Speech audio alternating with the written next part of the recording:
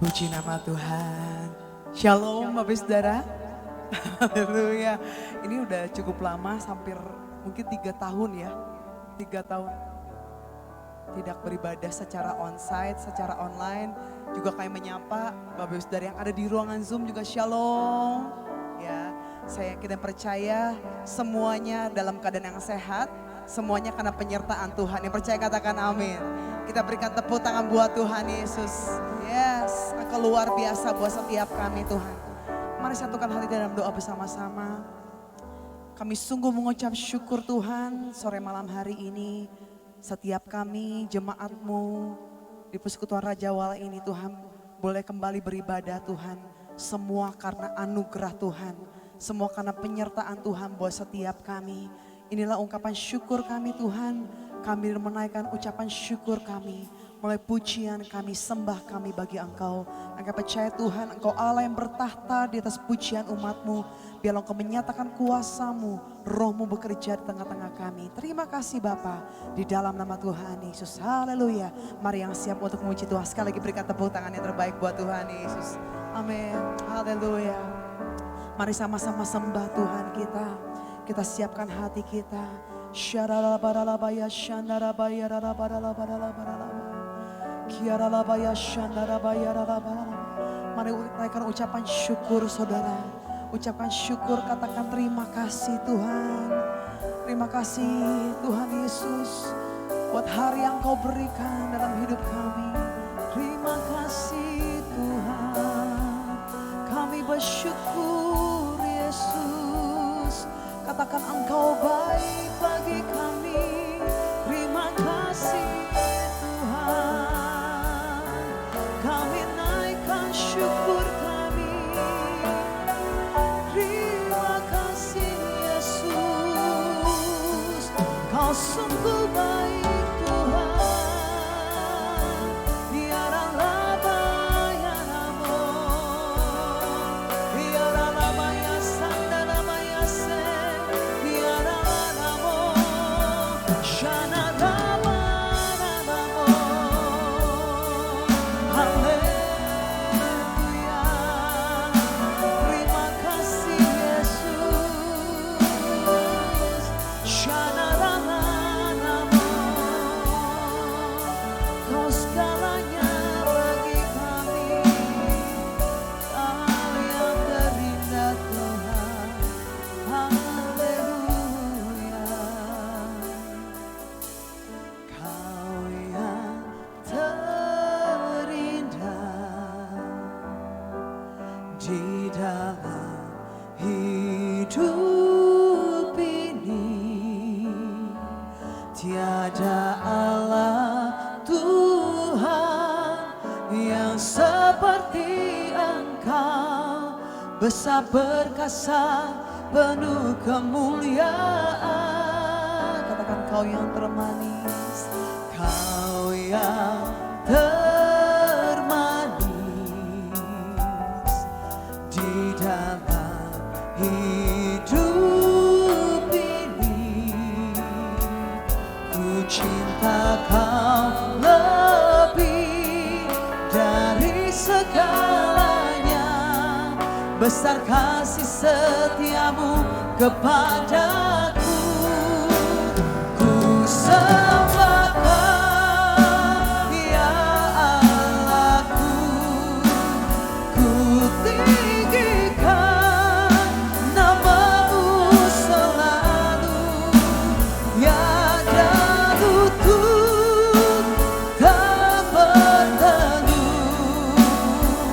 Menyembah Yesus, ku harap, ku sembah Kau, ku sembah Kau, ya Allahku. Ku tinggikan nama-Mu selalu. Semua lidah kan mengaku Engkaulah Yesus, Tuhan Rajaku. Mari katakan lebih lagi, Kau yang termanis Tuhan. Kau yang termanis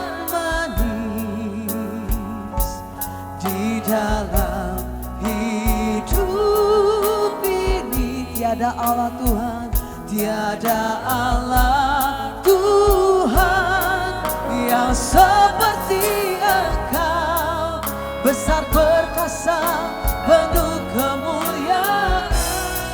Kau yang termanis, Kau yang termanis di dalam hidup ini. Ku cinta Kau lebih dari segalanya, besar kasih setiamu kepadaku. Ku sembah Kau, ya Allahku. Ku tinggikan nama-Mu selalu, ya lutut tak bertelut, menyembah Yesus Tuhan. Ku sembah Kau, ya Allahku. Ku tinggikan nama-Mu selalu, semua lidah kan mengaku Engkaulah Yesus Tuhan. Mari kita bangkit berdiri bersama-sama, saudara, katakan ku sembah. Kami tinggikan Engkau Tuhan, nama-Mu selalu, tiada lutut dan bertelut, menyembah Yesus. Ku sembah Kau, ya Allahku. Ku tinggikan nama-Mu selalu, semua lidah kan mengaku Engkaulah Yesus. Biarkan musik saja dengan pujian ini sembah dalam rosya kami menyembah Engkau Tuhan. Oh ralalabaya shandaralabaya ralalabaya. Dalam kemuliaan-Mu dinyatakan bagi gereja-Mu di tempat ini Tuhan. Kami menyembah Engkau Yesus dengan segenap hati kami, dengan segenap jiwa kami. Oh riananamaya ralalabaya she, hiananamo. Ini kerinduan kami Tuhan. Biarlah semua lidah akan mengaku menyembah-Mu Yesus Tuhan. Haleluya. Mari angkat tangan sama-sama saudara, katakan ku sembah Kau, ya Allah. Kami tinggikan nama-Mu selalu, tiada lutut tak bertelut, menyembah Yesus. Sekali lagi nyatakan ku sembah Kau, ya aku. Ku tinggikan nama-Mu selalu, semua lidah kan mengaku Engkaulah Yesus Tuhan. Engkaulah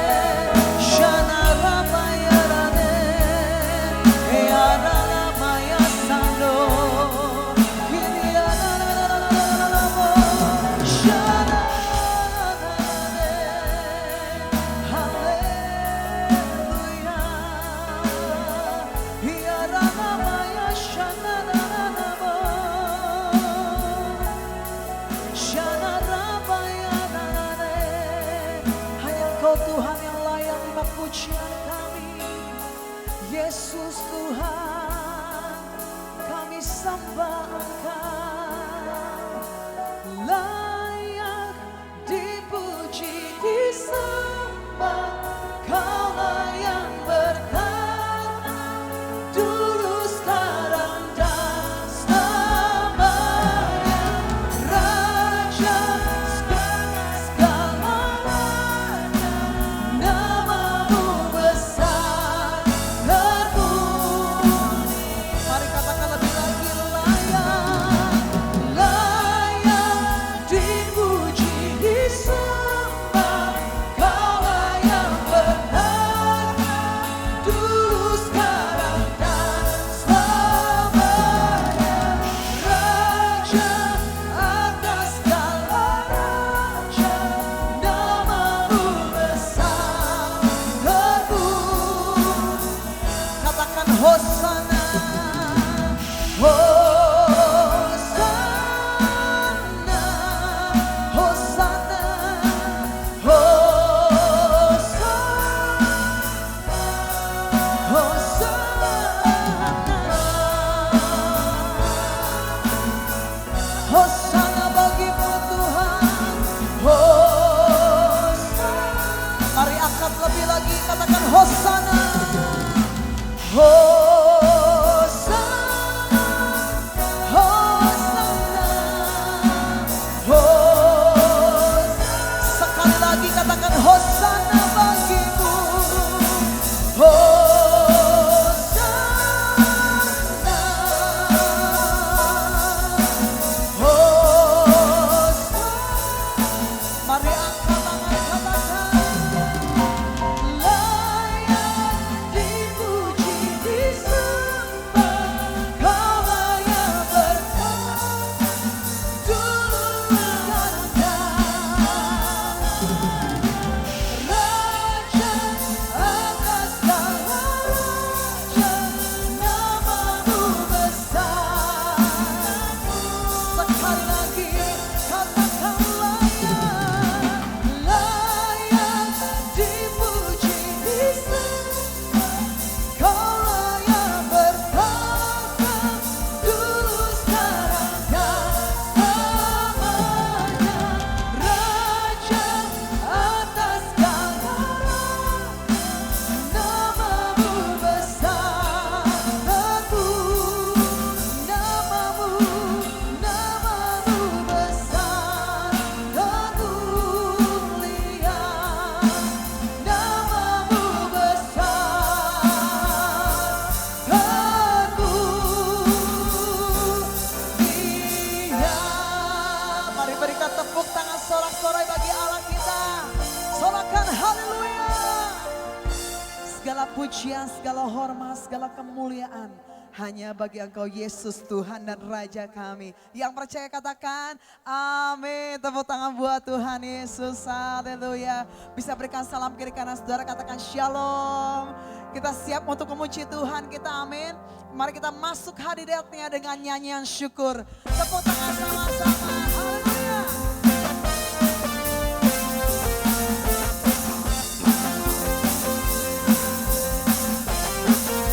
Mari katakan sama-sama. Masuk hadiratnya dengan hati bersyukur, masuk gerbangnya dengan pujian, bermazmurlah baginya, nyanyikan yang baru.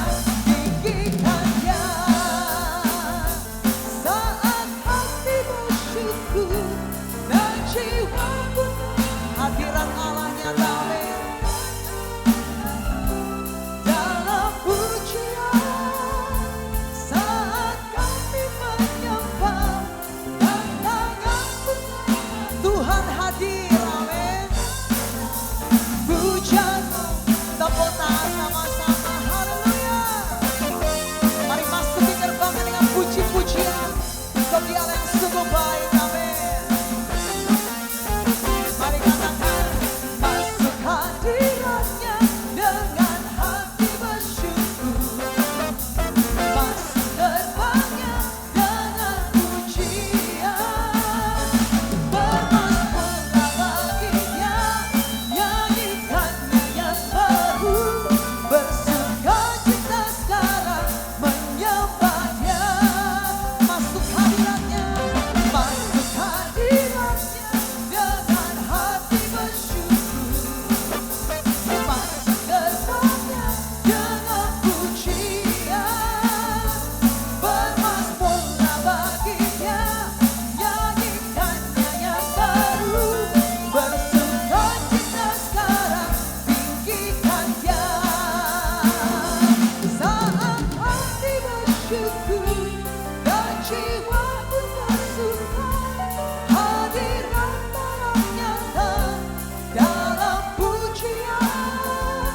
Saat kami menyembah dan tangan pun terangkat, Tuhan hadir dalam pujian umat.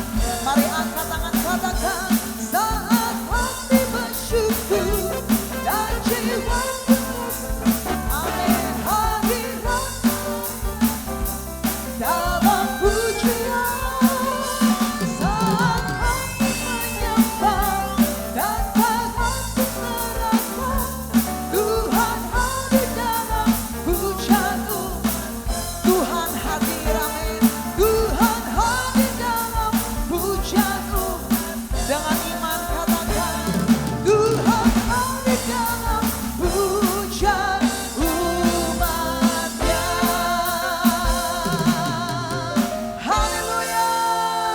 Yang percaya sorakan haleluya. Nama Yesus benar yang kuat. Nama Yesus kota benteng yang teguh, amin. Nama Yesus kalahkan semua musuh. Nama Yesus di atas segalanya. Mari kita bangkit menyerukan namanya. Bangkit serukan nama Yesus, amin. Maju nyatakan kuasanya. Kita buat iblis gemetar, galakkan tipu dayanya dengan kuasa namanya. Sekali lagi katakan bangkit, amin. Bangkit serukan namanya, serukan namanya Yesus, Yesus. Maju nyatakan kuasanya. Kita buat iblis gemetar, galakkan tipu dayanya dengan kuasa namanya. Katakan nama Yesus, amin. Kaulah menara kami yang kuat Tuhan, kota benteng yang teguh. Nama Yesus kalahkan semua musuh. Nama Yesus. Sekali lagi angkat tangan kita, katakan nama Yesus. Nama Yesus. Kaulah menara kami yang kuat Tuhan, kota benteng yang teguh. Nama Yesus kalahkan semua musuh. Nama Yesus di atas segalanya. Nama Yesus di atas segalanya. Sekali lagi kita nyatakan, nama Yesus di atas segalanya. Serukan Jesus. Tepuk tangan buat Tuhan Yesus. Haleluya, haleluya. Ini setiap kami anak-anak-Mu Tuhan, kami berseru hanya kepada Engkau Tuhan Yesus. Syata karabayaralabayaralabayaralaba. Kau sumber kekuatan kami, sumber pertolongan kami, dan janji-Mu di tahun ini Tuhan. Kemenangan Kau berikan buat setiap kami anak-anak-Mu Tuhan. Shandarabaya rarararabaya shandarararararararararara. Haleluya. Shadararararamo. Haleluya. Yesus, padamu ku berseru, Kaulah penyelamatku, terpujilah Kau Tuhanku. Mulu ku memuji namamu, sepanjang umur hidupku, terpujilah Kau Tuhanku. Katakan Yesus, Kaulah penyelamatku, terpujilah Kau Tuhanku. Mulu ku memuji namamu, sepanjang umur hidupku, terpujilah Kau Tuhanku di atas segalanya. Mari katakan Kau Tuhan, Kau Tuhan, kekuatan dalam hidupku, penolongku dalam kesesakan. Kau gunung batuku dan pertahananku, Yesus, Kau kelindunganku. Katakan Kau Tuhan, Kau Tuhan, kekuatan dalam hidupku, penolongku dalam kesesakan. Kau gunung batuku dan pertahanan. Katakan Yesus, Kau kemenangan, Kau kemenanganku. Yesus, padamu ku berseru, Kaulah penyelamatku, terpujilah Kau Tuhanku. Mulu ku memuji namamu, sepanjang umur hidupku, terpujilah Kau Tuhanku. Yesus, padamu ku berseru, Kaulah penyelamatku, terpujilah Kau Tuhanku.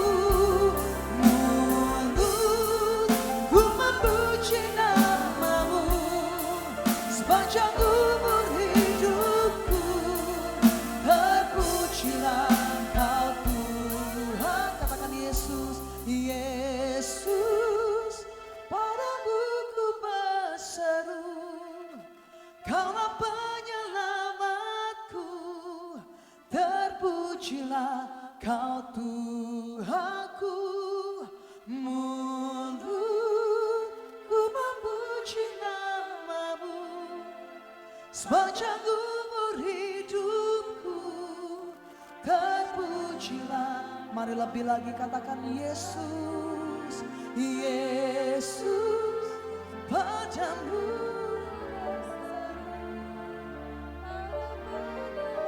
Kau penyelamat kami Tuhan. Kau Tuhanku, mulutku memuji namamu, sepanjang umur hidupku, terpujilah Kau Tuhanku di atas segalanya. Mari angkat tangan sama-sama, serukan namanya Yesus. Yesus, padamu ku berseru, Kaulah penyelamatku, terpujilah Kau Tuhanku. Ku memuji namamu,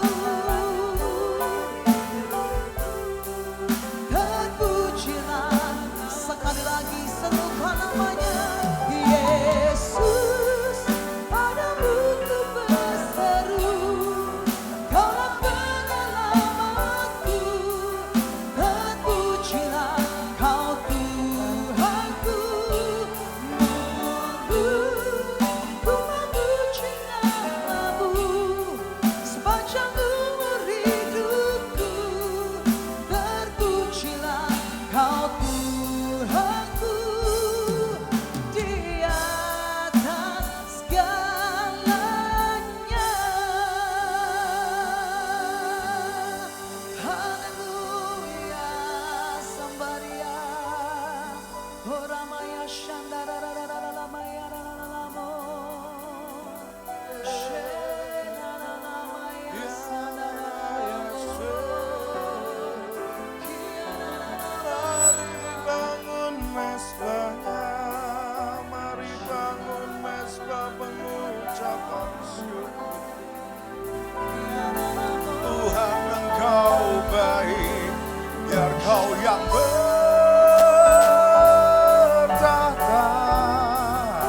di atas pujian penyembahan kami.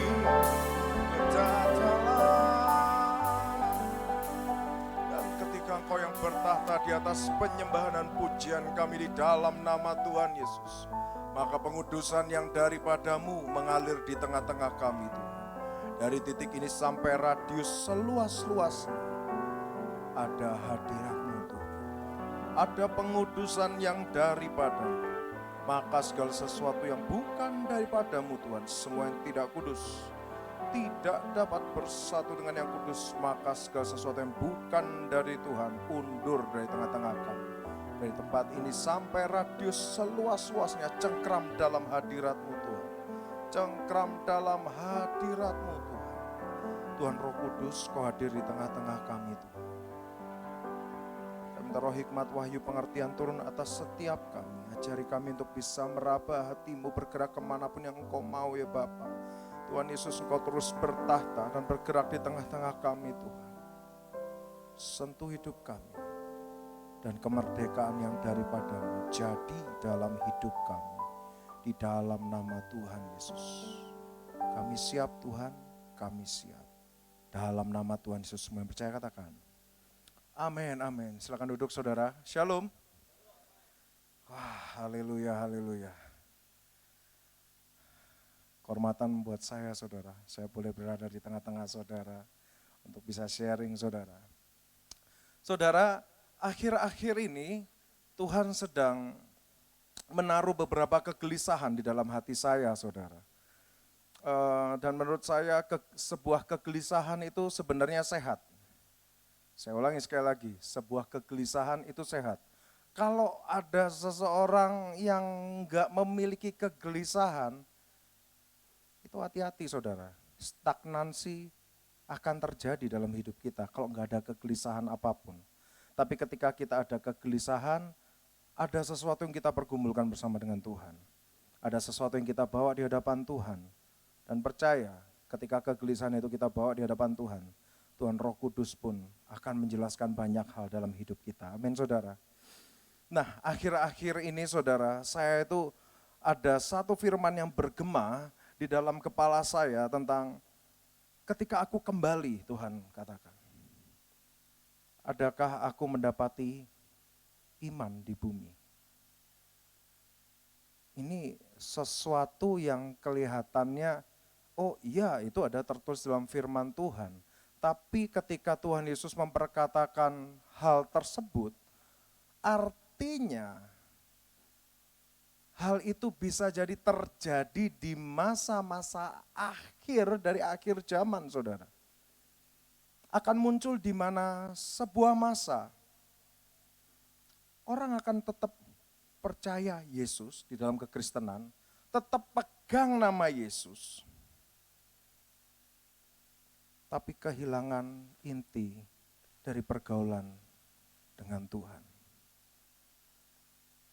Ada masa-masa seperti itu yang bisa terjadi di akhir zaman, saudara. Kalau misalnya kita mempertanyakan, oh jadi Pak, emang akhir zamannya terus kedatangan Tuhan Yesus keduanya kapan? Seru ya kalau kita bahas tentang hal itu ya. Lalu nanti saya jabarkan perhitungannya, nanti ketemu tanggal, bulan, tahun, terus buat apa saudara? Bingung pasti. Loh Pak ya penting Pak, kalau misalnya kita tahu Tuhan datang, terus coba renungkan. Kalau seandainya kita tahu, saudara tahu, atau saya tahu, exactly kedatangan Tuhan kapan? Mari kita bertanya dengan diri kita. Kalau misalnya kita tahu persis tanggal, bulan, tahunnya, Ada yang berubah nggak dalam hidup kita?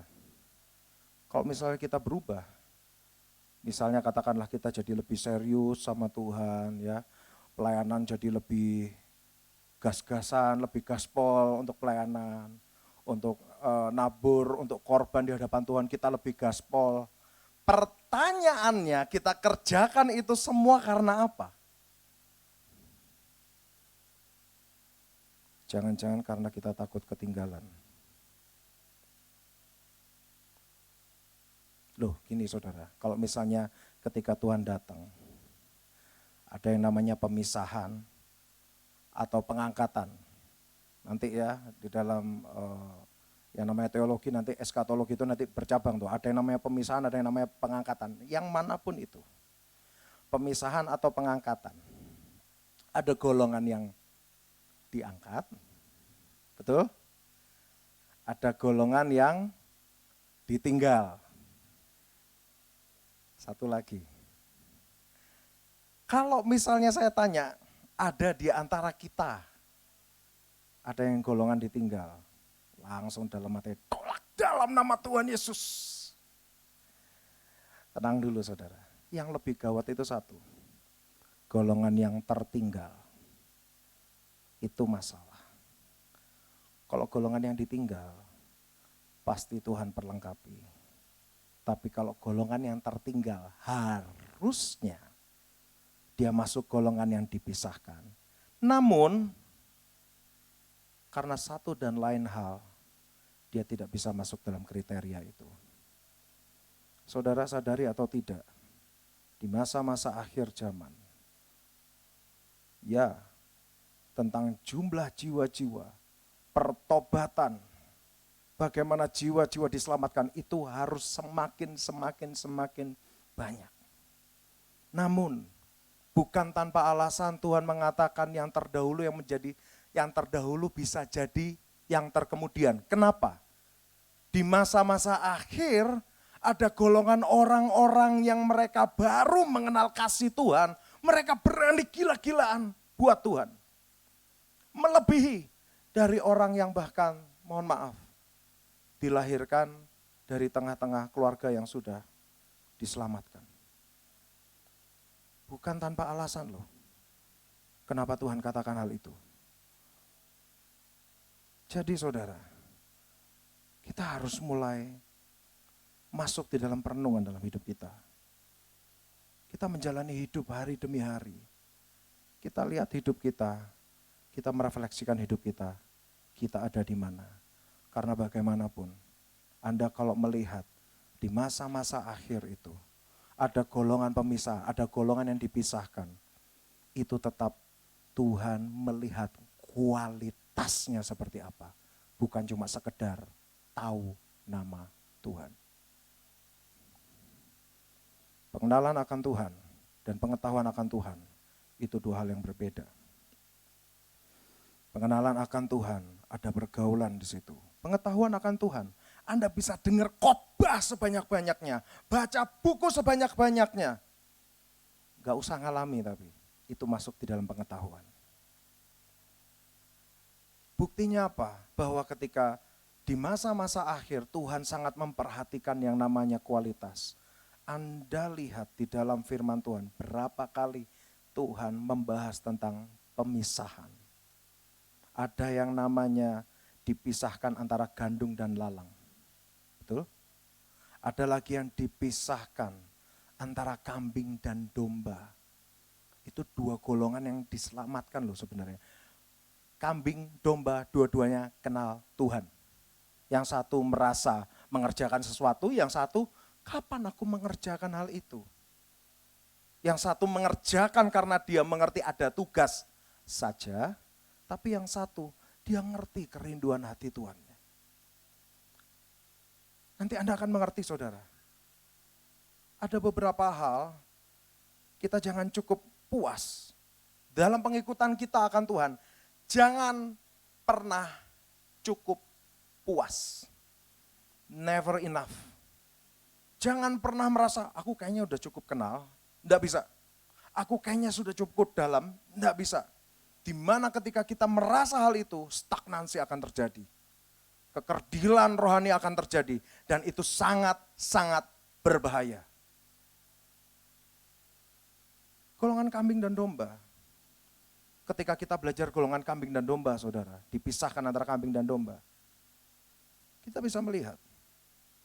Golongan kambing berkata apa? Kapan aku enggak mengerjakan hal-hal itu? Hal-hal itu. Tuhan ngomong apa?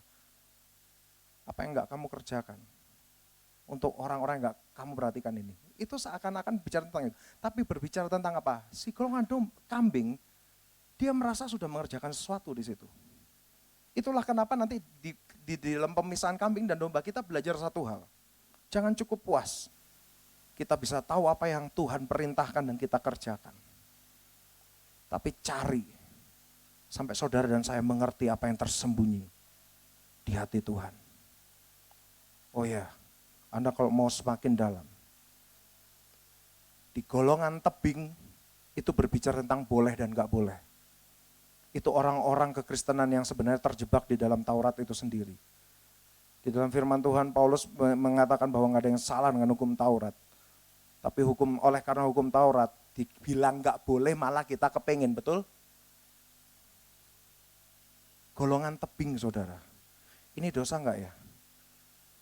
Ini boleh nggak ya? Saya melakukan ini boleh nggak? Ini dosa nggak? Itu dosa nggak? Tuh, golongan tebing. Hanya mencari yang boleh dan tidak boleh. Ada golongan yang mau masuk lebih dalam. Mencari apa yang Tuhan perintahkan. Much better sebenarnya. Dia bisa masuk di dalam kegerakan akhir zaman. Tapi dia hanya berhenti sampai di titik tugas saja. Nanti ada yang semakin dalam. Ada masa-masa tertentu, ada kala-kala tertentu. Tuhan menawarkan di tengah-tengah kita. Oh, kemarin di Cianjur terjadi sesuatu. Siapakah yang akan aku kirim? Itu perintah atau tawaran? Kok rodok bingung semuanya?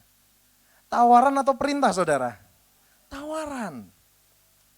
Kalau perintah, Anda berangkat. Nah, gitu ya, saudara. Tapi kalau tawaran, siapa yang aku kirim? Kadang-kadang saya kalau dengar bercandaannya di tengah-tengah orang yang pelayanan tuh saya rada miris. Kenapa? Muncul ada celetukan, ini aku utus dia Tuhan. Serem banget itu kadang-kadang. Tapi ketika itu dalam bentuk tawaran, samber, Anda sedang melangkah masuk lebih dalam. Sebelum ditawarkan, masih tersembunyi di hati Tuhan. Tuhan belum ngomong. Malaikat belum tahu. Bahkan mungkin tua-tua di surga belum tahu.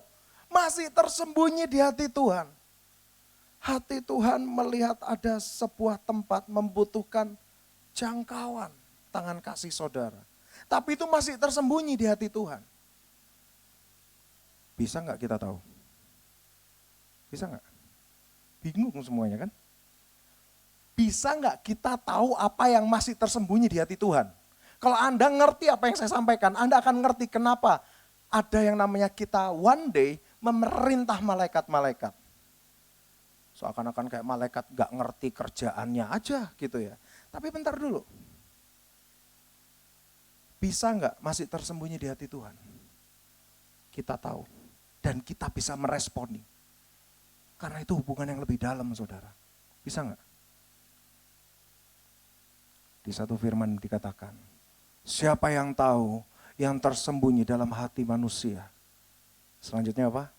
Selain roh manusia itu sendiri.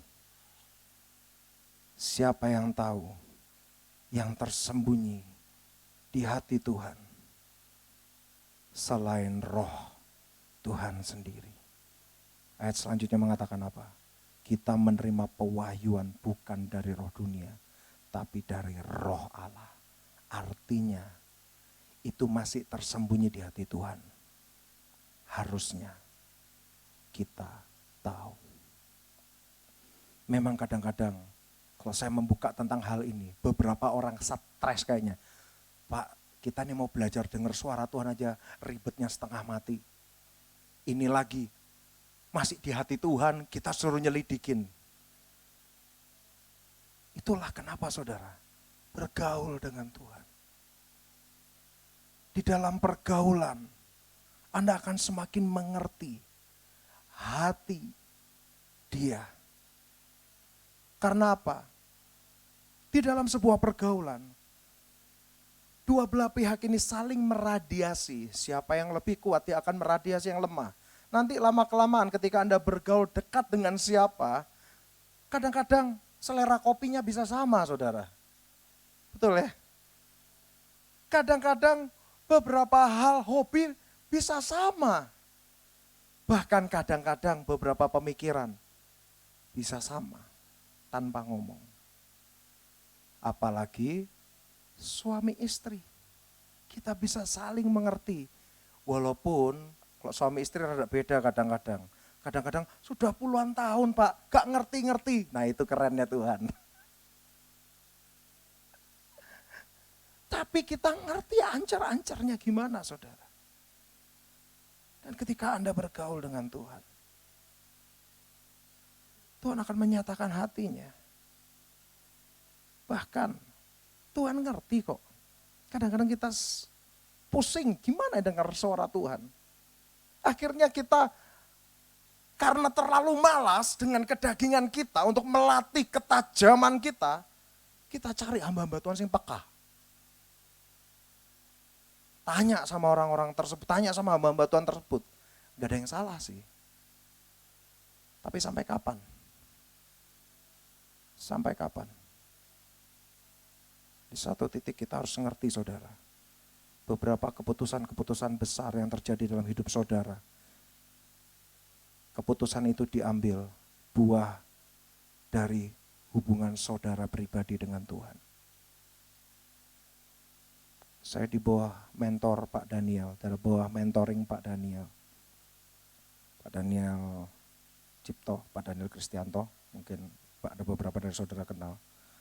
Kalau beliau kadang-kadang kalau beliau konseling orang atau beliau ngangkat telepon di depan saya, kira-kira dia ngomong apa atau orang yang ngomong sama dia apa itu saya tahu lah. Dan saya kadang-kadang rada kesel juga. Bagaimana ketika dia melayani orang, dia bisa jawab begitu detailnya saudara.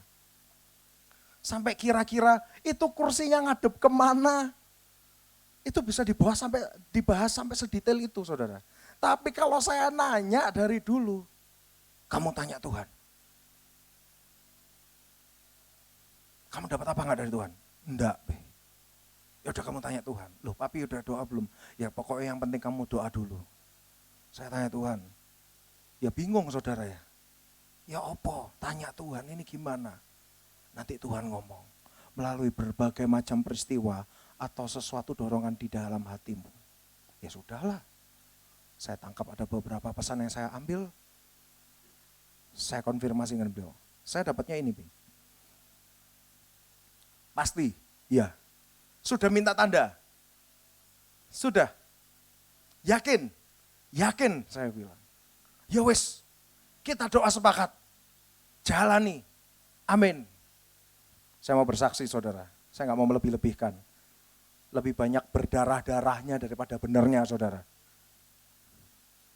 Serius berdarah-darah, saya sampai ngomong gini loh, ini gimana kok makin berdarah-darah? Dengan santainya beliau ngomong, oh ya berarti kamu salah dengar. Lah piye? Kan saya sudah konfirmasi, saya sudah tanya. Beliau coba ngomong apa? Kamu harus ngerti, di dalam pergaulan kita dengan Tuhan, terkadang ada waktunya kita salah dengar. Tapi kalau kita tulus, Tuhan rekayasa di tengah jalan. Bingung nggak? Maksudnya tulus itu apa? Maksudnya tulus itu apa? Yang kita tanya memang benar yang Tuhan mau. Mungkin beberapa agak bingung tentang hal ini. Oke gini, saya kasih contoh yang terjadi dalam hidup saya. Suatu saat beberapa tahun yang lalu, saya mengepalai divisi multimedia pada waktu itu. Jadi ada beberapa karyawan yang saya harus gaji. Kalau misalnya nggak nutup, saya harus pakai uang pribadi saya untuk nutup itu semua. Nah kalau udah kayak gitu paling stres itu bulan apa saudara? November. Kenapa? November ke Desember, Desember itu harus ngasih THR, jadi gaji double ya saudara ya. Sesudah itu Desember kita sering KKR. KKR-nya yang di luar kota saudara, kita ngumpul semuanya. Jadi kebanyakan kadang-kadang karena KKR tersebut, para pekerja di divisi kami ini tidak bisa kerja dengan maksimal. Belum lagi Januari kami pastoral wajib kudu mesti berangkat ke Israel. Itu puyeng saudara, serius puyeng saudara. Jadi November, saya itu pada waktu itu deg-degan saudara. Doa tanya Tuhan, Tuhan apa ya, aku harus bikin apa ya. Sampai akhirnya saya, oh ya udah bikin kaos. Doa saudara, aku mau bikin kaos Tuhan. Desain yang model kayak gimana, yang kau mau untuk aku buat Tuhan. Doa saudara, suatu saat saya mimpi. Mimpi ini sangat vivid dan clear. Saya sampai ingat jumlahnya yang warna apa, ukuran berapa lusin, modelnya seperti apa, saya desain exactly sama persis dengan apa yang saya dapat di mimpi saya. Saya pikir gini, wis udah dapat blueprintnya nih. Payu, pasti laku. Ya toh? Iya. Singkat cerita, dibawa ke Semarang saudara. KKR kan kalau nggak salah 3 hari. Kadang-kadang saya harus ke dalam karena ada beberapa hal yang harus saya kerjakan. Jadi saya nggak standby di tempat stand tempat jualan kami. Hari pertama saya kaget saudara. Wih, kaos kita habis, saya bilang. Kata salah satu dari karyawan kami, mateng kok, ketinggalan di gudang, baru sadar katanya. Udah pusing saya saudara. Ketinggalan. Iya ketinggalan. Lu jadi gak sempat dijual. Ya sudahlah. Mau ngamuk gimana saudara ya, waktunya udah lewat. Ya udah besok pokoknya pagi-pagi itu karung taruh paling depan tuh jajarin. Jadi kalau mau ngambil harus ngeluarin karung dulu saya bilang. Besoknya dikeluarin. Dijual. Pas saya lihat, oh ada pembelian. Oh, puji Tuhan. Waktu saya hitung-hitung, ini mah kayaknya pengurus pekerjanya AOC doang yang beli kayaknya. Sama ketua-ketua AOC cabang kayaknya kira-kira seperti itu. Ya ini mah, ya sudahlah saya tanya. Dari tadi yang beli mukanya familiar semua ya? Iya ya kok ya gitu. Ya iya orang kita semua yang beli saya bilang. Ya sudahlah. Hari ketiga saudara. Itu sebenarnya kayak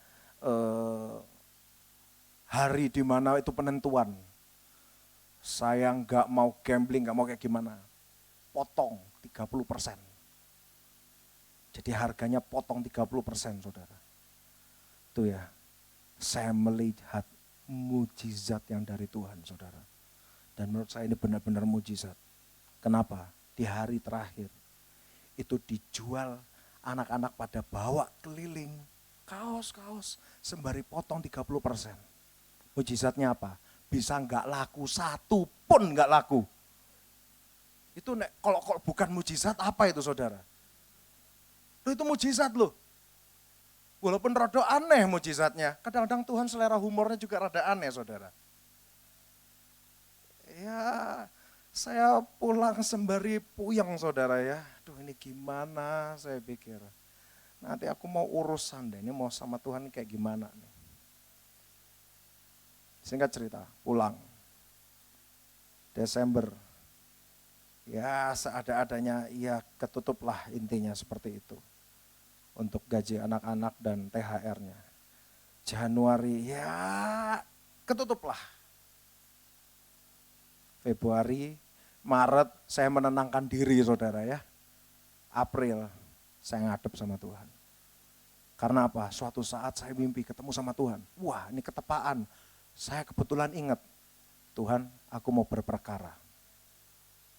Mau nanya nih ya, salah bikin kaos ya saya ya. Loh kan gini ya, kita sama Tuhan tuh jangan cepat-cepat berburuk sangka saudara ya. Saya ngomongin, Tuhan kayaknya salah ya kemarin ya desainnya ya. Kayak yang aku buat itu bukan yang engkau mau. Betul. Itu yang aku mau katanya. Oh mungkin warnanya. Mungkin warnanya atau jumlahnya atau ukurannya. Kayaknya ada yang salah deh. Betul, semuanya exactly betul Chris. Pertanyaan selanjutnya, lah kok nggak laku? Jawaban Tuhan, oh yang laku bukan yang itu. Ayo bingung nggak? Oh yang kamu mau yang laku bukan yang itu. Loh yang itu apa? Yang aku mau. Kan kamu nanyanya apa? Yang apa yang kau mau Tuhan? Ya kan? Pas dibuat, loh kok nggak laku? Tuhan bilang, Tuhan kok nggak laku? Oh yang laku ya bukan yang itu. Bingung. Beberapa pasti ngomong gini dalam hati, oh berarti kalau nanya sama Tuhan harus spesifik. Yang laku yang mana Tuhan? Tar dulu saudara. Masalahnya penjabarannya belum selesai sampai di situ, jangan kejebak dulu. Dari situ kita mengerti saudara, bahwa sebenarnya ketika kita tanya Tuhan, tidak sepenuhnya murni atau tulus kita nanya apa yang Tuhan mau. Kita nanya yang mana yang aman buat kita. Kita nanya yang mana yang jadi jalan keluar buat kita. Kita nanya yang mana yang kira-kira kasarannya laku. Kita cuma dengan bahasa yang cukup rohani tanya sama Tuhan, mana yang engkau mau? Di otak kita berpikir kalau yang Tuhan mau pasti laku, kata siapa? Kalau di selera humornya kumat kayak waktu Tuhan sama saya, nikmati saudara. Beberapa, dalam nama Yesus tolak, nggak bisa saudara, Tuhan itu pribadi. Kata Tuhan, loh aku kok ditengking sama namaku sendiri, kira-kira kayak gitu. Ya nggak bisa lah saudara. Dari situ saya paham, saya dibawa ke dalam satu kedewasaan. Saya baru ngerti apa yang Pak Daniel ngomong, kalau kamu tulus dan kamu salah pilih di tengah jalan, Tuhan akan rekayasa balik ke track yang dia mau. Dalam hal ini, tulus adalah kita memang benar-benar tanya apa yang menjadi kerinduan Tuhan untuk kita kerjakan. Bukan mana yang laku. Bukan mana yang breakthrough. Breakthrough menurut Tuhan belum tentu sama menurut kita. Ya toh. Ingat loh saudara, kita ini manusia sedikit banyak, bukan sedikit banyak ya, kebanyakan kena efek buah pengetahuan itu kebawa sampai sekarang saudara. Apa dampak dari buah pengetahuan? Adam dan Hawa tuh dulu makan buah pengetahuan. Kebawa sampai sekarang, apa yang kebawa? Efek samping makan buah pengetahuan itu apa? Apakah kita jadi lebih tahu? Enggak sebenarnya. Pada kenyataannya banyak yang kekonyolan-kekonyolan yang dilakukan manusia sesudah itu. Setelah makan buah pengetahuan, bukan berarti manusia menjadi lebih tahu. Enggak. Manusia menjadi merasa lebih tahu. Jadi merasa tahu. Ngerti saudara? Kita merasa bisa ngejudge. Ini baik, ini buruk, ini sial, ini beruntung, ini berkat, ini kutuk.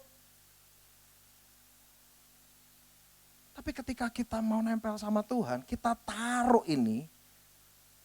Dan kita jangan cepat ngejudge atau menilai apa yang terjadi dalam hidup kita. Jangan cepat-cepat ngomong, ini kesialan, ini keberuntungan. No. Jangan cepat-cepat ngomong gitu deh. Mengalami sesuatu yang susah, jangan cepat-cepat ngomong bahwa ini adalah suatu hal yang memang bukan dari Tuhan. Enggak saudara. Coba ketika kita paham bahwa tertulis dalam firman Tuhan, akuilah dia dalam segala lakumu. Nanti Anda bisa cari di Amsal. Akuilah Tuhan dalam segala lakumu dan Dia akan meluruskan jalan-jalanmu. Itu artinya apa? Bukan jalan kita dibuat jadi mulus. Enggak saudara. Tapi berbicara tentang ketika kita salah ambil keputusan sekalipun, Tuhan akan rekayasa. Suatu saat saya pernah dibawa dalam sebuah penglihatan. Di penglihatan ini dalam mimpi saya saudara, saya dibawa oleh orang tua saya ke tempat sebuah permainan di Surabaya. Dan di situ ada games yang namanya rat race. Rat race tahu saudara, satu tikus dilepas dan itu ada jalur-jalurnya, ada sekitar 7 atau 8 lubang. Nanti orang pasang yang mana. Nah yang bandarnya pasti yang menang pasti. Yang menang pasti bandar. Jadi tikus ini pasti masuk ke taruhan paling sedikit di mana ya bandar cuma punya tanggung jawab melipatkan uang yang sedikit itu, sisanya diambil sama bandar semua. Jadi judi apapun udahlah yang menang bandar pokoknya. Nah saya ngelihat games itu saudara, saya tuh gini, iya ya ini tikus kok bisa masuk ke lubang yang menguntungkan bandar saya bilang. Terus saya kebangun, saya anggap itu cuma sebuah mimpi biasa atau penglihatan biasa.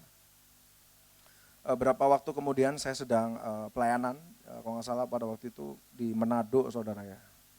Saya nginep di sebuah penginapan, lalu ada sebuah History Channel kalau nggak salah. Dan dia membahas tentang scam atau penipuan dalam setiap perjudian. Jadi semua judi itu ada penipuannya. Bahkan yang melibatkan makhluk hidup sekalipun. Dalam hal itu tikus. Jadi saudara, di dalam acara TV itu dikasih lihat bagaimana tikus itu bisa masuk, pasti masuk ke lubang yang mana yang pemilik tempat mau. Ini kok sama kayak yang di mimpi saya bilang. Saya perhatikan saudara. Lalu saya melihat di situ, katakanlah si bandar ini pengen tikus itu masuk ke lubang A, bisa nurut masuk ke lubang A. Ke lubang C, bisa nurut masuk ke lubang C. Dan di situ dikasih lihat ternyata di bawah sini ada banyak tombol, dan ketika tikus ini salah belok saudara, dia pencet tombol-tombol tertentu, maka lubang di mana harusnya tikus ini masuk akan mengeluarkan bau-bau tertentu. Atau bahkan yang mau nyaris masuk lubang yang salah, dia pencet tombol tertentu, lubang-lubang itu akan menghembuskan aroma atau suhu di mana tikus itu enggak nyaman, jadi dia akan cari jalan lain. Kan itu ditutup akrilik atasnya, jadi yang di atas enggak tahu apa yang terjadi di dalam. Saya pikir, wih pinter ya. Kurang ajar dalam hati saya gitu ya. Tapi ya pinter gitu. Terus rupanya Tuhan sedang berperkara dengan saya. Chris, kamu lihat tikus itu. Apakah tikus itu memahami bahasa dari manusia yang jadi bandar itu? Enggak. Kecerdasan tikus itu dan bandar itu lebih cerdas mana? Si bandarnya. Kamu lihat si bandar itu bisa ngerekayasa tikus itu bahkan belok kemana. Tuhan ngomong apa? Menurutmu aku sama bandar itu lebih pintar mana? Lebih pintar engkau Tuhan. Nah itulah ada tertulis firman Tuhan. Akui dia dalam segala lakumu. Dia akan meluruskan jalan-jalanmu. Ini waktunya kita untuk mengambil hubungan pribadi dengan Tuhan. Latih hati kita. Latih mata kita untuk semakin sensitif dengan bahasa Tuhan. Kenapa saya tidak membahas dengan untuk semakin tajam dengar suara Tuhan? Karena ketika saya ngomong mendengar suara Tuhan, di bawah sadar Anda menangkap itu harus audible. Betul enggak? Bahkan ada yang menangkap bahwa itu harus berupa kata-kata. Enggak. Pelajari bahasa Tuhan dalam hidup saudara. Tuhan berkomunikasi dengan saudara dan saya dengan kemegahannya. Bahkan semestanya dia pakai untuk berkomunikasi dengan saudara dan saya. Ketika Anda cukup sensitif dengan hati Tuhan, Anda mengambil keputusan. Minimal, ini kan gini ya saudara. Yang paling tantangan dalam hidup kita ini kan ketika kita ngalami pilihan di depan kita dan yang mana yang harus kita kerjakan. Kalau sekarang kayak gini nyatetnya gampang, prakteknya susah kan gitu saudara. Kan pertanyaannya ketika kita ngalami, gimana ini? Simpel sih. Kalau Anda nanya sama Tuhan, kira-kira ancar-ancarnya Tuhan ngomong mau kemana, Anda nggak tahu atau Anda blank, atau Anda nggak dengar katakanlah, atau kita nggak dengar katakanlah. Karena kita kan harus latih diri kita. Semakin tajam, semakin tajam, semakin tajam, semakin tajam. Katakanlah kita masih belum cukup sensitif. Pelajari setiap pilihan itu. Resiko mana yang bisa diambil. Anda ambil dan Anda, ini yang paling penting, Anda bawa di hadapan Tuhan. Minimal. Ya, kalau saya ngomong, mau ngerjain apapun, tanya Tuhan, stres nanti. Di depan lemari baju, diem kayak gini. Ditanyain sama pasangan saudara, yang ngapain di depan lemari baju? Aku lagi nanya Tuhan pakai baju apa hari ini. Puyeng kan? Minimal. Latih diri kita, minimal. Libatkan Tuhan. Tuhan, aku tak pakai baju ini ya. Udah itu aja dulu. Nanti kan Anda ngerti pas Anda pakai. Kok enggak srek ya? Oh rupanya aku naik timbangan jadi ada kesesakan. Yaudah ganti yang lain. Pakai lagi, oh kok rada enggak srek ya? Ganti. Begitu Anda srek, thank you Tuhan. Aku pakai baju ini ya. Udah gitu aja dulu. Pilihan apapun yang Anda kerjakan, keputusan apapun yang Anda kerjakan. Pelajari resikonya, pelajari peluangnya. Bawa di hadapan Tuhan, libatkan Tuhan. Mulai dari hal-hal yang kecil, saudara. Nanti di situ kita akan semakin sensitif dan semakin sensitif dengan Tuhan. Ketika Anda semakin sensitif dengan Tuhan, di situ akan terjadi pergaulan saudara dengan Tuhan.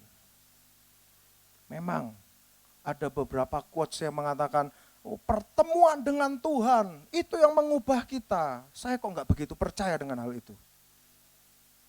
Pertemuan dengan Tuhan itu awal dari perubahan kita. Yes. Tapi pertemuan dengan Tuhan belum tentu ngubah kita. Kalau kita nggak bergaul. Jadi jangan cukup puas. Bertemu dengan hadirat Tuhan di tempat ini jangan cukup puas. Ketika Anda kembali ke rumah Anda masing-masing, jalin hubungan pribadi dengan Tuhan. Pergaulan ini yang mengubah kita. Pergaulan ini yang membuat kita ke-upgrade menjadi better version dari hidup kita. Wah Pak, terus nanti kalau misalnya kita nempel sama Tuhan Pak, kita akan jalannya akan mulus. Enggak juga sih sebenarnya. Bingung kan saudara? Itulah kenapa nanti kalau Anda pelajari Tuhan itu betul-betul sangat-sangat memperhatikan kualitas. Pak, bagaimana Tuhan memperhatikan kualitas sedangkan di akhir zaman Tuhan membutuhkan kuota tertentu untuk jiwa-jiwa yang diselamatkan. Itulah kenapa Tuhan bilang, mereka yang terkemudian menjadi yang terdahulu dan yang terdahulu menjadi terkemudian. Karena apa? Yang mereka yang baru bertobat berapi-api saudara. Nah kita ini jangan cukup nyaman dengan keadaan kita.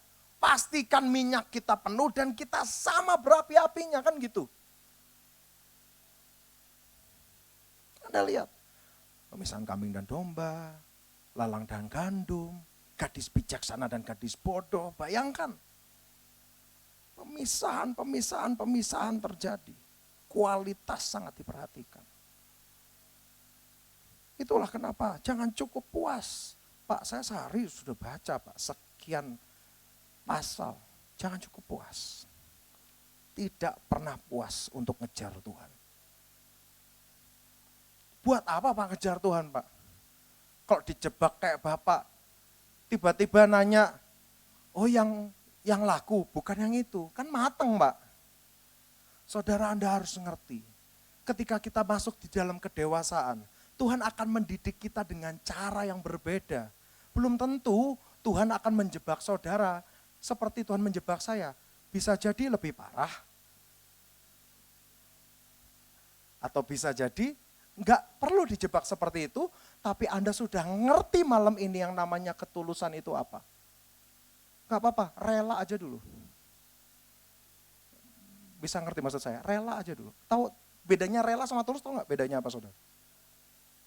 Suatu saat, waktu saya pelayanan di Jawa Timur, ada orang yang ngasih berkat ke saya, 300 gram.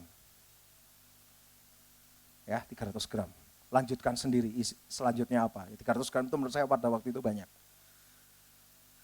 Saya terima, wow, saya bilang, saya telepon istri saya, puji Tuhan yang kita dapat berkat. Haleluya, gitu ya. Pada waktu saya mau khotbah di kota selanjutnya, saya mimpi, di dalam mimpi saya ngelihat wajah yang pernah saya lihat sebelumnya. Terus di dalam mimpi itu kok saya harus ngasih 100 ke dia. Begitu bangun, tak teging dalam nama Tuhan Yesus.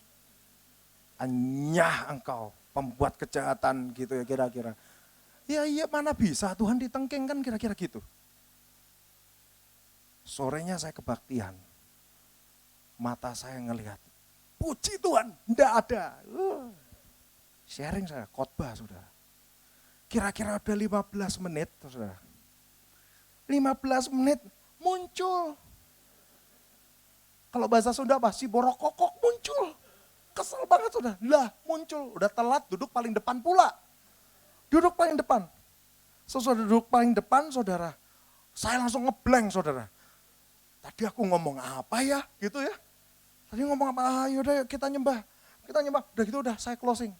Dalam hati saya, ini parah banget sih hari ini gitu ya. Tadi ngomong apa, ngomong itu mendadak blank, semuanya hilang. Tapi anehnya, semua orang merasa diberkati. Ya bingung juga saya. Terus minta didoakan, saya bilang, oh, ya udahlah. Saya minta tanda terakhir Tuhan. Kalau dia salah satu yang didoakan, ya wes lah. Ini jangan kayak gini terus tiba-tiba, oh antri doa siapa tahu ini ada berapa ratus gram. Oh, enggak kayak gitu saudara. Pada waktu itu, semua antri. Saya lihat, puji Tuhan, enggak ada. Ya udah doa. Rupanya begitu orang yang terakhir, si orang yang tadi datang telat itu ngobrol sama temannya, sengaja nunggu sampai enggak ada antrian, baru dia datang. Kok saya mau sharing kok, ada beberapa hal yang aku hadapi. Ya kira-kira saya tahu sih. Dia ngomong-ngomong, bentar dulu ya, Tuhan tahu gimana ceritamu. Udah yuk doa. Dalam hati saya tak ambil, lumayan loh saudara, 100 itu lumayan loh. Kecil-kecil tapi antep gitu ya. Kecil tapi berat gitu. Ngelepasnya juga berat sejujurnya. Dalam nama Yesus. Terima, udah ini dari Tuhan. Saya tinggal saudara. Pertanyaannya, saya tulus enggak? Tulus enggak? Rela enggak? Saya ulangi, saya tulus enggak? Rela enggak? Di dalam kerelaan kadang-kadang masih berkecamuk di sini. Rela, gitu saudara. Dalam hati sini kurang ajar gitu ya. Ini benar buat saya. Aku yang gak yakin, gak suka kasih balik gitu kan kira-kira gitu. Gak rela. Tapi ya sudah. Saya sedang mendisiplin diri saya belajar untuk tulus. Tapi belum tulus. Rela dulu. Masih berkecamuk, tapi udah lepas. Dalam hati saya, masih ada 200 ya wes lah ya. Gitu. Sampai di Bandung saudara. Tuhan lagi pengen bercanda lagi rupanya. Sampai di Bandung.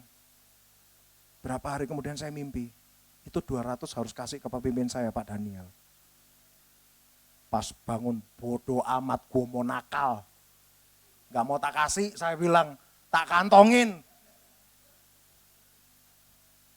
Tapi ini nanti bertobat habis ini dinikmati. Bodoh amat deh saya bilang. Istri saya dapat hal yang sama. Nah kan repot ya saudara ya. Tetap saya bilang, bodoh amat, biarin, enggak, tak pakai dulu, enggak bisa. Tapi ini loh Tuhan saudara, Tuhan itu pribadi, dia bukan mesin ATM yang hanya memperhatikan benar dan salah. Dia melihat hati saudara dan saya. Dia ngelihat saya anak ini sebenarnya dalam masa pembentukan, tapi ya nakal, namanya juga pembentukan. Dia nggak tega ngeliat saya jatuh, saudara. Akhirnya berapa hari kemudian saya ditelepon sama yang ngasih. Pak, mohon maaf, perasaan saya nggak enak, saudara. Itu 200 tolong kasih ke Pak Daniel. 100 buat Bapak. 100 udah terbang, saya bilang. 100 buat Bapak. Saya coba, oh iya, dalam hati. Bodoh amat, nggak mau. Pas orang ini ngomong, Pak, kasih apa ya? Oh iya, dalam hati saya, bohong. Pas udah mau mengakhiri teleponnya, dia ngomong gini, Bapak nanti nggak usah repot-repot menjelaskan ke Pak Daniel. Saya sudah telepon Pak Daniel dan saya sudah menjelaskan ke beliau. Lah kan nggak bisa lari, saudara. Ya wes lah, saudara. Belajar tulus, kita harus melakukan rela, saudara. Ya udah, rela, saudara. Tapi dari situ, saudara, kita semakin dewasa. Saya melihat para pendahulu kita ini, orang yang tiba-tiba dapat berapa M. Tuhan ngomong, kasih ini sini. Loh Tuhan, tinggal 4 juta loh. Dari 1 M loh, tinggal 4 juta. Nah itu bagianmu. Oh ya terima kasih Tuhan. Bisa kayak gitu loh. Wah Pak, kalau aku masih golongan itu Pak, rela. Ya sama, kita belajar. Tapi nanti lihat ya, ketika Anda bergaul dengan Tuhan, Tuhan akan buat saudara dan saya makin jatuh cinta sama dia. Segila apapun yang kita kerjain, kita nggak akan merasa berkorban. Udah nggak golongan rela-relaan itu tadi, tulus kita lepas. Tuhan, yang penting kau suka, dah that's it. Tapi sekali lagi, latih diri kita. Sekali lagi Tuhan itu pribadi, saudara. Tuhan itu enggak tegaan sebenarnya. Kan kayak tadi apa yang saya cerita, Tuhan enggak tega saya jatuh, kan kira-kira kayak gitu. Tuhan enggak tega ngeliat saya bohong, akhirnya apa? Dijebak sana sini, cuma satu jalan ini yang bisa diambil, kan gitu. Asal mau belajar, sensitif dengan Tuhan. Di masa-masa akhir zaman, Anda perhatikan di kitab Wahyu kepada jemaat Efesus, itu orang-orang yang tidak menyangkal nama Tuhan. Bayangin saudara. Yang kepada jemaat Efesus loh saudara, Anda tahu ya di kitab Wahyu ya. Di Wahyu 2. Itu orang cukup tekun, setia. Gak sabar dengan orang-orang yang ngawur-ngawuran pengajarannya.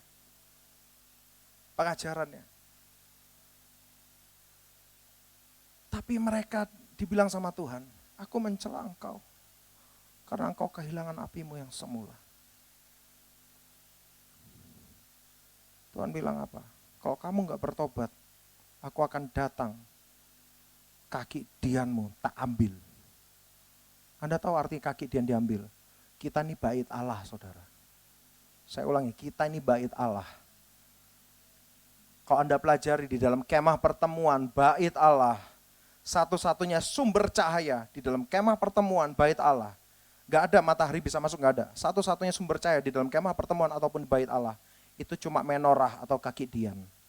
Itulah kenapa kaki dian itu banyak orang menafsirkan itu bicara tentang 7 roh Allah atau Roh Kudus itu sendiri yang bertahta dalam hidup kita.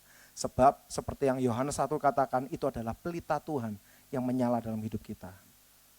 Tapi mendadak di Wahyu 2 yang Tuhan bilang kepada jemaat Efesus. Tuhan bilang apa? Untuk orang-orang yang kehilangan api yang semula, mereka yang tidak bertobat, Tuhan bilang apa? Aku ambil kaki dianmu dari tempatnya. Saya mau nanya, bisa selamat enggak orang itu? Bisa selamat enggak? Enggak bisa. Gimana kita bisa selamat tanpa Roh Kudus, saudara? Kita tanpa kaki dian dalam hidup kita ini cuma bait Allah tanpa penerangan di dalamnya.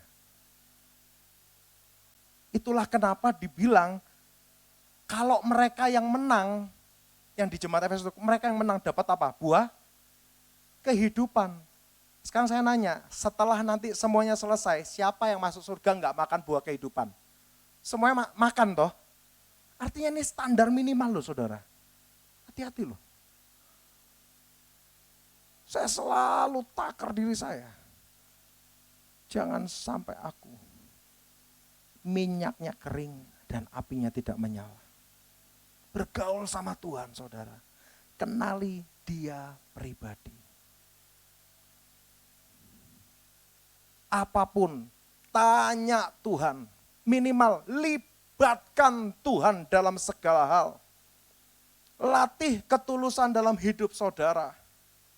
Dan ketika saudara mengakui Tuhan dalam segala laku kita, Tuhan yang meluruskan jalan-jalan kita. Kita tanya Tuhan bukan hanya bicara tentang nanya yang mana yang menguntungkan, mana yang menjadi jalan keluar buat hidup kita. Saudara, Anda harus mengerti berkat yang kita pahami dan blessing menurut pemahaman Tuhan bisa dua hal yang berbeda. Saya mau tanya, apakah ketika kita benar-benar hidup di dalam Tuhan, dan Tuhan bertahta dalam hidup kita, saya mau tanya, apakah lalu kita bebas 100% dari semua permasalahan dari seluruh dunia? Dari kehidupan kita, artinya kita bebas dari semua permasalahan? Apakah kita benar-benar bebas? Atau kita masih menghadapi permasalahan demi permasalahan? Bisa nangkep maksud saya saudara? Jadi kita ngejar Tuhan itu bukan bicara tentang kita tuh mau keluar dari permasalahan kita. No, kita ngejar Tuhan karena lihat anugerah keselamatan yang Tuhan berikan. Jalin hubungan. Dan Anda akan ngerti yang namanya kasih Tuhan itu seperti apa. Ketika Anda bergaul dengan Tuhan, Tuhan akan buka mata saudara dan saya. Seperti Tuhan membuka mata murid-murid. Dan ini loh, Tuhan itu pribadi yang gak capek untuk buat saudara dan saya jatuh cinta kembali sama dia. Kenali Tuhanmu. Salomo menulis di dalam Amsal. Dia dapat dari Daud apa? Kenali Tuhannya ayahmu. Lihat hidup kita. Tanya di depan cermin. Selama ini pengetahuan saudara dan saya tentang Tuhan. Apakah itu tuh berlandaskan pengalaman kita bersama dengan Tuhan? Atau jangan-jangan pengetahuan kita akan Tuhan hanya kita adopsi dari buku-buku, khotbah-khotbah, ataupun bacaan-bacaan. Bukan karena kita mengalami sendiri. Itu dua hal yang berbeda. Tuhan bukakan dalam hidup saya. Di dalam firman Tuhan, dalam mengerjakan apapun, ada 3 level kebijaksanaan. Dalam bahasa Ibrani ada yang namanya dat, bina, hokmah. Itu bicara tentang pengetahuan, pengertian, kebijaksanaan.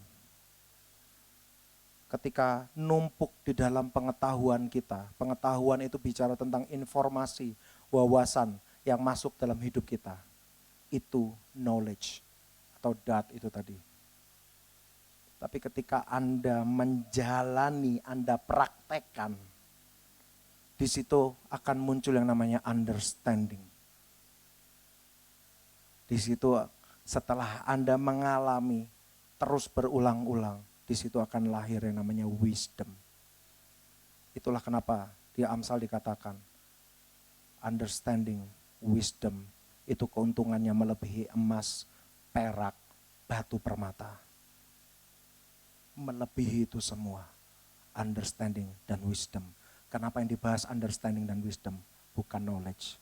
Karena banyak dari orang-orang Kristen yang terjebak di knowledge. Knowledge-nya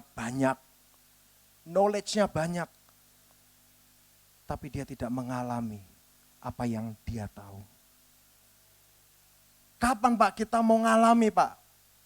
Ketika saudara dan saya masuk di dalam permasalahan, pembentukan, di situ kita praktekkan kebenaran firman Tuhan yang saudara dan saya ketahui.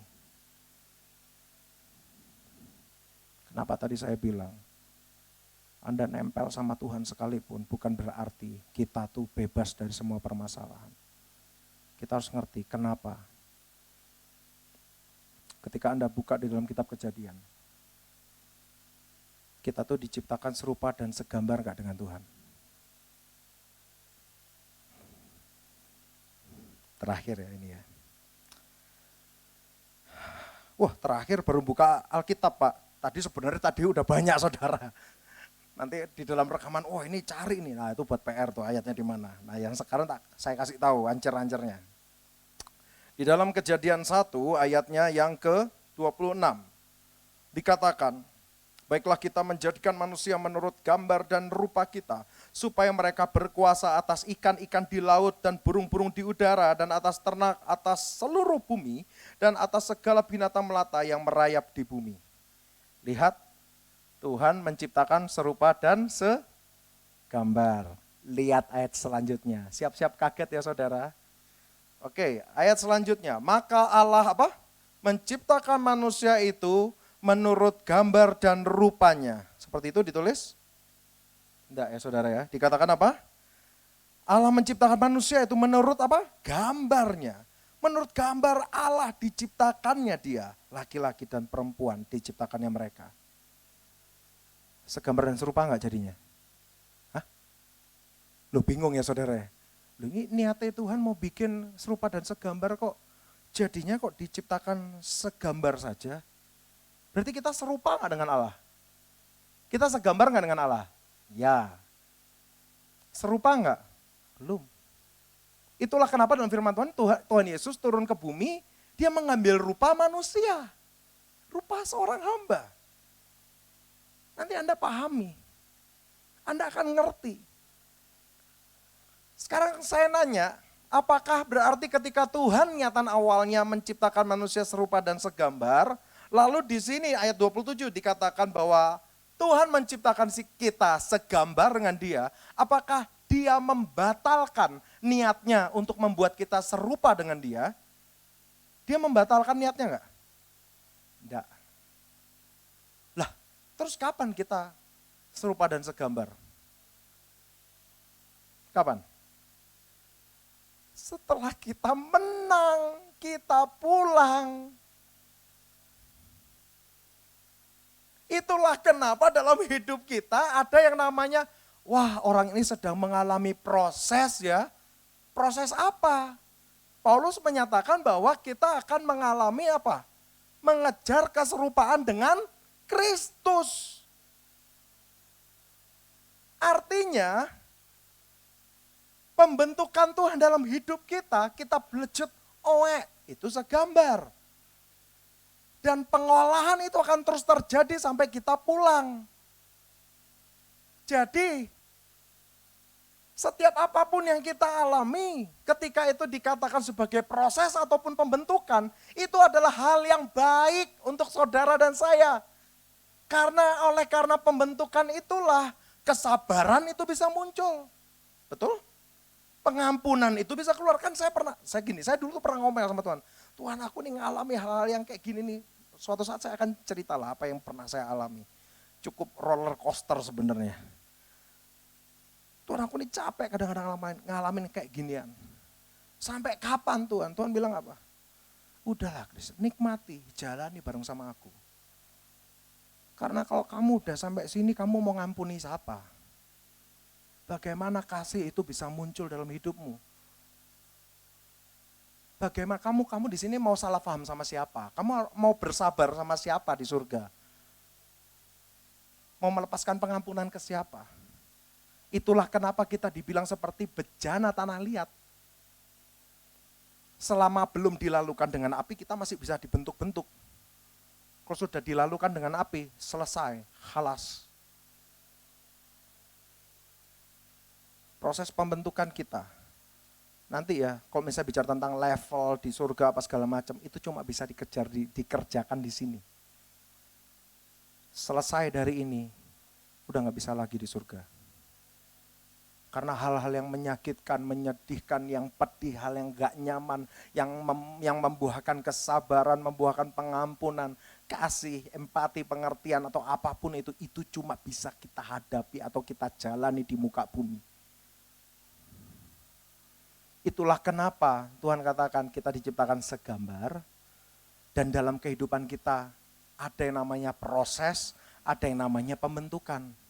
Itu hal baik. Jadi harusnya kalau kita mendengar teman kita, aduh si ini lagi diproses, itu harusnya kabar baik. Kita tinggal doa supaya dia tidak mundur dari proses Tuhan. Kan gitu. Jadi proses baik nggak? Baik. Siapa mau diproses? Saudara, percaya, nempel sama Tuhan. Ngalami Tuhan secara pribadi. Lalu apa yang membedakan kita dengan orang dunia? Ketika kita ngalami proses-proses juga. Saya mau kasih tahu, Tuhan itu pribadi. Dia bukan funding machine, dia bukan mesin ATM. Oh kerjakan ini, maka terjadi breakthrough. Kerjakan gini, maka akan terjadi pelipat ganda. Dia pribadi. Dia nggak ngurusin cuma benar dan salah. Dia akan cari cara buat kita. Gimana supaya kita bisa menang dalam proses itu. Seperti yang tadi saya ceritakan. Rekayasa Tuhan terlibat. Sehingga saya nggak jadi nyolong emas itu. Tuhan rekayasa saya. Anda bahkan lihat bagaimana Tuhan mengutus Musa untuk membebaskan orang Israel. Secara hukum Musa salah. Oleh karena itu, besoknya waktu Musa keluar dari kemahnya, Tuhan menghadang Musa. Berikhtiar untuk membunuh Musa, betul? Kenapa? Karena Musa tidak menyunat anaknya. Anda pikirkan, kalau memang hati Tuhan memang pengen Musa mati, ngapain repot-repot menghadang Musa? Di tahtanya di surga, Musa mati enggak? Mati. Tapi dia rekayasa, dia turun, dia hadang Musa, dia berikhtiar untuk membunuh Musa, untuk ngulur waktu. Hatinya pribadinya gak pengen Musa mati. Tapi kekudusan Tuhan berkata Musa harus mati. Lalu terjadilah istri Musa menyunat anaknya. Grek. Gak usah pakai bunyi harusnya ya. Ya pokoknya gitu ya, kletek gitu. Gak tahu lagi mana bunyinya. Disunat anaknya Musa itu. Ditempel kulit katanya ke kaki Musa, engkau pengantin darahku. Kenapa dibilang kau pengantin darahku? Suami dan istri sudah diikat di dalam sebuah pernikahan. Itu saling menguduskan. Paulus bilang apa? Istri menguduskan suami, suami menguduskan istri. Kalau orang hidup tanpa ikatan pernikahan masuk dalam perzinahan, mereka saling menajiskan. Tapi kalau hidup di dalam pernikahan, mereka saling menguduskan. Siapa yang di atas akan mengatrol mereka yang di bawah. Artinya ketika dia berkata engkau pengantin darahku, maksudnya apa? Apa yang aku kerjakan di hadapan Tuhan, kamu kerjakan juga. Jadi di situ Musa enggak mati. Kalau memang Tuhan niat pengen Musa mati, di tahtanya Tuhan tinggal berfirman, mati Musa, saudara. Tuhan itu pribadi, dia cari cara. Bahkan ketika Musa ngadep sama Tuhan, show me your glory Lord. Tuhan bilang apa? Enggak ada satupun yang bisa bertahan hidup ngeliat kemuliaanku, ngeliat mukaku. Tapi ini loh Tuhan kita, but wait, nih Tuhan tuh kayak gini, wait, bentar. Wait, gua akan cari cara, gimana ya caranya. Itu loh Tuhan. Dia tahu kita nggak bisa. Tapi Tuhan gini, wait, bentar. Aku akan cari cara, gimana caranya supaya kamu bisa. Akhirnya Tuhan bilang apa? Musa, kamu berdiri sebuah lembah, nanti tak tutupi tanganku, aku akan lalu. Nanti aku angkat tanganku, kamu akan lihat punggungku, kemuliaanku kamu akan lihat, dan kamu nggak mati. Lihat, itu loh Tuhan tuh pribadi saudara. Nggak bicara tentang benar dan salah doang, nggak berbicara tentang hukuman dan berkat aja. Dia mengusahakan kebaikan saudara dan saya. Bergaul dengan Tuhan. Anda akan ngerti yang namanya cinta Tuhan itu kayak gimana. Karena dia adalah pribadi yang akan cari jalan untuk saudara dan saya. Di dalam takarannya kita nggak bisa. Tapi Tuhan gini, wait, bentar. Aku cari cara. Gimana ya supaya Kris ini nggak jadi nyolong emas. Saya kira anak saya. Tuhan ngelihat saya di dalam pengujian itu. Tuhan mungkin gini, itu seperti ujian saudara. Kelulusan. Bisa enggak nih dipercaya segini? Dan itu cuma lalu begitu saja dalam hidupnya. Numpang lewat doang, bisa enggak? Mungkin malaikat-malaikat mempertanyakan saya. Setan ngomong, ini mah enggak akan bisa, maling si Kris mah gitu. Malaikat-malaikat mungkin ngomong, kayaknya enggak bisa deh Tuhan, belum waktunya deh. Tuhan bilang, tapi aku mau percepatan, kita buat sekarang. Beneran, masih bandel sayanya. Tuhan bilang apa? Wait, bentar, aku akan cari cara gimana supaya Kris bener atau menang di dalam ujian ini. Itu loh Tuhan kita, saudara. Bergaul dengan Tuhan. Sehingga ketika nanti masanya Tuhan datang. Tuhan gak lagi bertanya, apakah aku mendapati iman di bumi? Tidak, saudara. Dia menemukan hal itu ada di dalam hidup saudara dan saya. Karena kita tidak kehilangan pergaulan Tuhan. Amin, saudara. Mari kita tutup Alkitab kita berdoa. Tuhan kami mengucap syukur Tuhan, Engkau baik Tuhan, Engkau baik. Kami mengucap syukur Tuhan setiap kebenaran firman-Mu yang Kau bukakan Tuhan. Engkau yang bawa kami terus semakin dekat dengan pribadi-Mu Tuhan. Engkau yang membuka mata kami seperti Engkau membuka mata murid-murid-Mu. Agar kami dapat melihat pribadi-Mu semakin nyata dan semakin nyata lagi. Sehingga kami bisa melihat kebenaran firman-Mu, ya dan amin. Setiap jaminan yang Kau anugerahkan, ya dan amin. Setiap perjanjian yang Kau anugerahkan dalam hidup kami, ada anugerah yang memperlengkapi kami untuk bisa menjaga perjanjian itu tetap ada dalam hidup kami Tuhan. Di dalam nama Tuhan Yesus, Engkau nyatakan pribadi-Mu semakin dalam lagi. Tidak ada satu pun dari kami yang kehabisan minyak. Gak ada satu pun dari kami yang apinya mulai padam.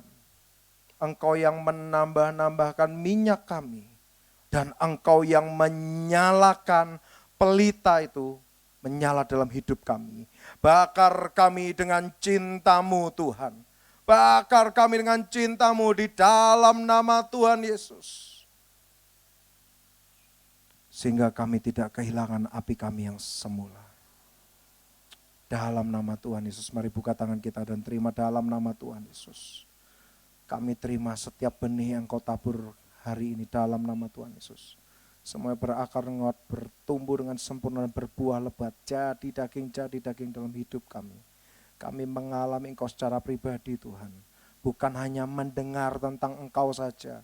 Bukan hanya mendengar kesaksian tentang Engkau saja Tuhan. Tapi kami mengenal Engkau karena kami mengalami Engkau secara pribadi. Di dalam nama Tuhan Yesus, setiap gerbang keintiman dibuka dalam nama Tuhan Yesus. Tenda-tenda keintiman dalam hidup kami kembali dibersihkan dalam nama Tuhan Yesus. Kami kembali masuk dalam ruang keintiman bersama dengan Engkau sendiri Tuhan. Dalam nama Tuhan Yesus. Terima kasih Tuhan, Engkau sangat baik, Engkau sangat baik.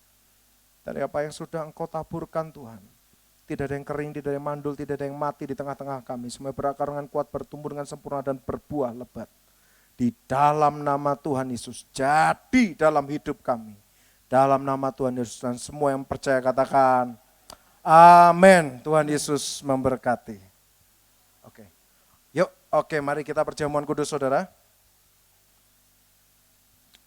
Haleluya, thank you Tuhan, thank you Tuhan.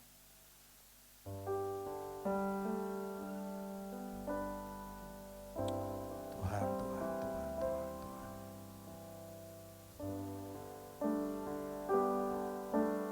Kita bagi dulu atau bagi dulu aja supaya semuanya nanti bisa ngangkat masing-masing. Saat ku masuk ke hadirat-Mu, bawa persembahan ke tempat kudus-Mu. Pujian ku naikkan, sembahku berikan bagi-Mu Allah yang mulia.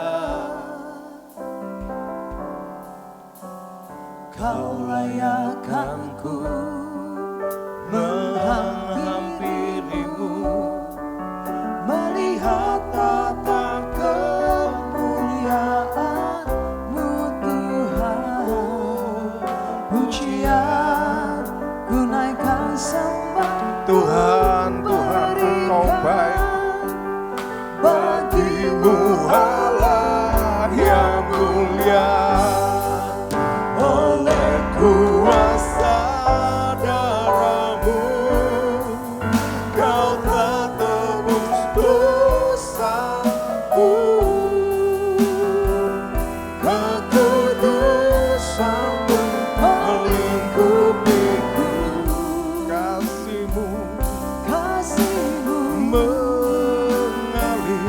mengalir, memulihkan hidupku.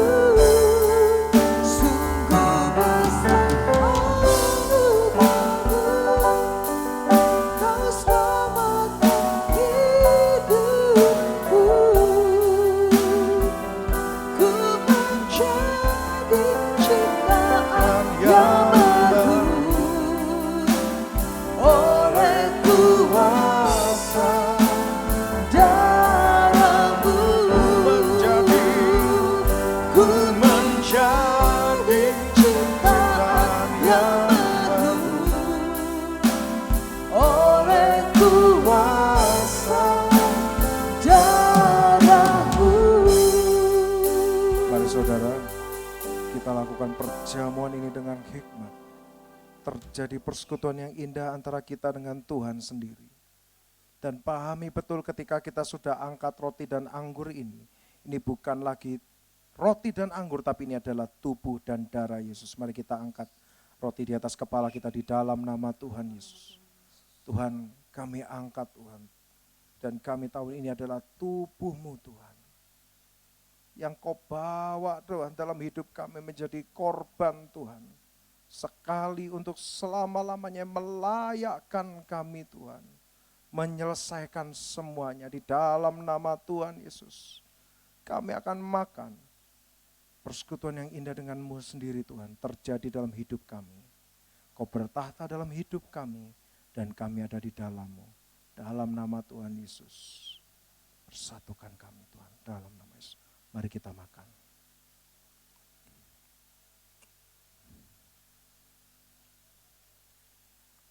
Kita persiapkan anggurnya.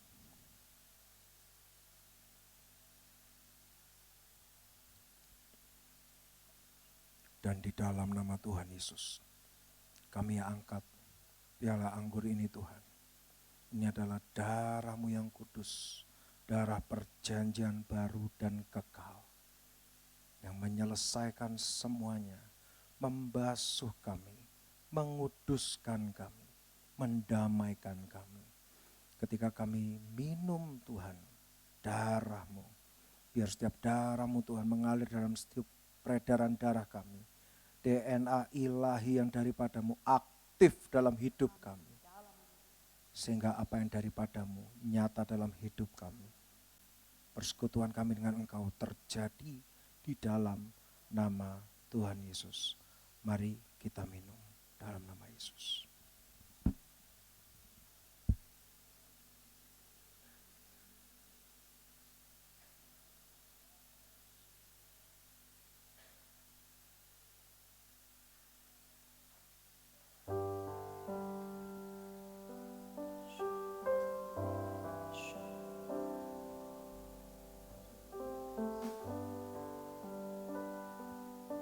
Tuhan, kami mengucap syukur Tuhan untuk tubuh dan darah-Mu Tuhan. Dan kami tahu Tuhan, kami masuk dalam persekutuan yang indah bersama dengan Engkau sendiri. Engkau yang membawa kami, Engkau yang membawa kami, Engkau yang melayakkan kami. Di dalam nama Tuhan Yesus, sehingga setiap langkah kami membawa radiasi kerajaan-Mu Tuhan. Di dalam nama Tuhan Yesus, firman-Mu, ya dan amin. Dalam hidup kami. Dalam nama Tuhan Yesus kami mengucap syukur Tuhan. Dan semua yang percaya kata amin. Silakan duduk kembali. Saudara kasih kembali.